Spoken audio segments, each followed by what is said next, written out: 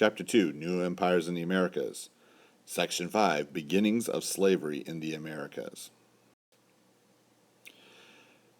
Europeans who were starting to claim lands over in the Americas, they needed workers. Now, when the Europeans first arrived in the Americas, they brought with them diseases. We kind of mentioned that before.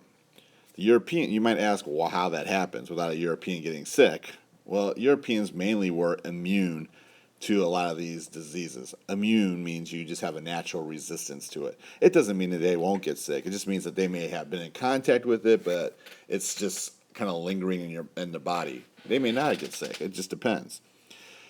But some of the common diseases in Europe at the time were measles, smallpox, and typhus. And you may have been exposed to it, but your immune system is kind of defeating it in your body.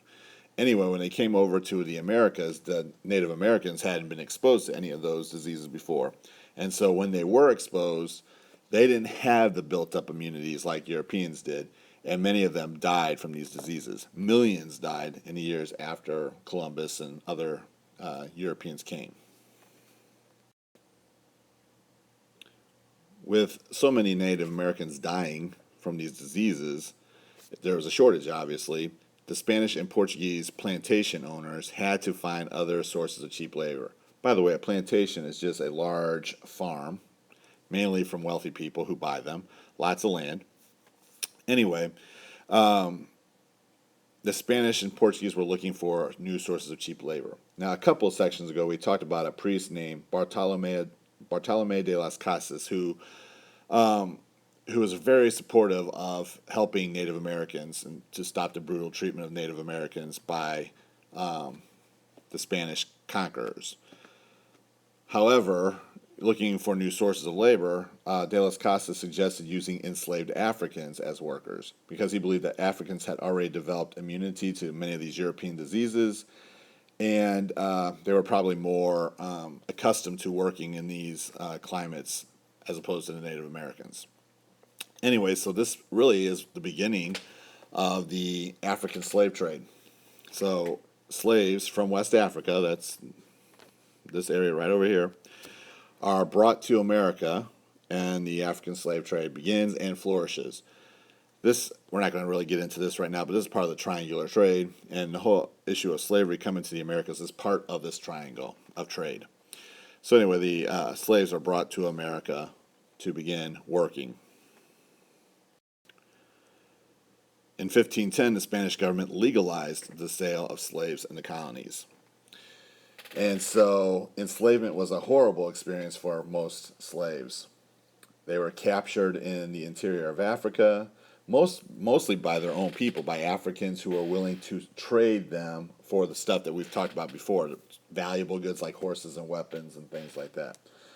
The captives were chained mainly around their neck and on their feet, and they were marched miles. Sometimes they could last as long as thousands of miles to the coast of Africa so that they can be processed and put on board slave ships.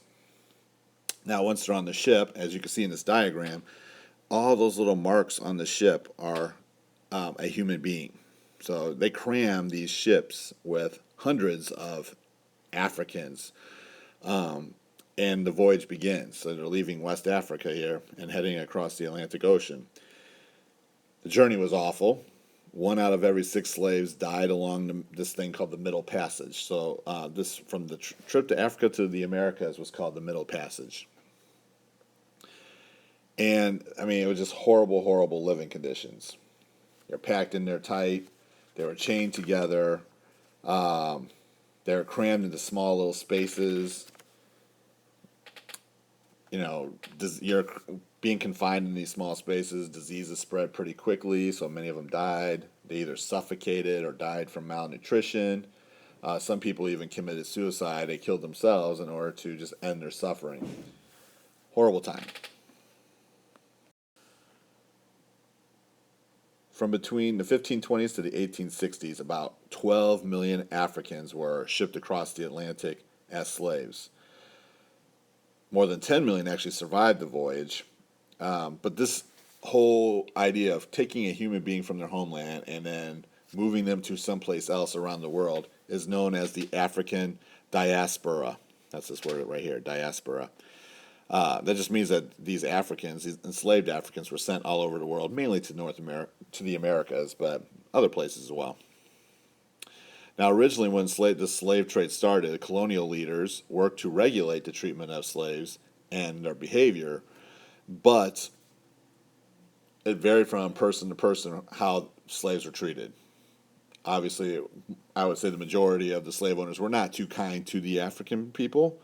There were a few people who were more compassionate, but for the most part, they were not. Africans were not treated nicely. Now, slaves in the Americas came from very diverse backgrounds. Not every single slave that was captured came from the same tribe. They all spoke different languages and had different customs.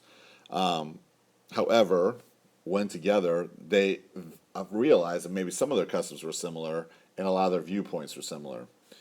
And what will happen once they're in the Americas is they will build a new kind of slave culture or African American culture, combining some of their diverse backgrounds into this new slave culture. These will focus on family, religion, and the arts.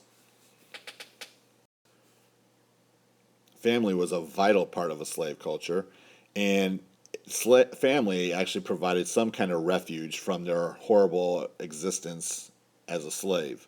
It was a place not fully under the slaveholders' control. So once they're in their homes, family was a huge kind of comfort, if you will. One of the challenges, unfortunately, for families was that sometimes the slave owners would sell their family members. That would be a difficult process for slaves. Religion was a second refuge for slaves. The religion blended aspects of Christianity with some traditional African tribal elements of their religion. And this religion offered a sense of self-worth and a sense of hope for people who were struggling in their daily lives. One of the more popular things to emerge from the slave culture was spirituals. Spirituals were a common form of religious expression. So spirituals are songs, essentially, that were sung. Songs were used and folk tales were used to tell stories of hope, sorrow, agony, and joy. The third form of refuge for slaves was art and dance. Both of them are forms of expression. Dances were important social events in slave communities. Both the arts and dances were heavily influenced by African traditions. That is the end of section 5.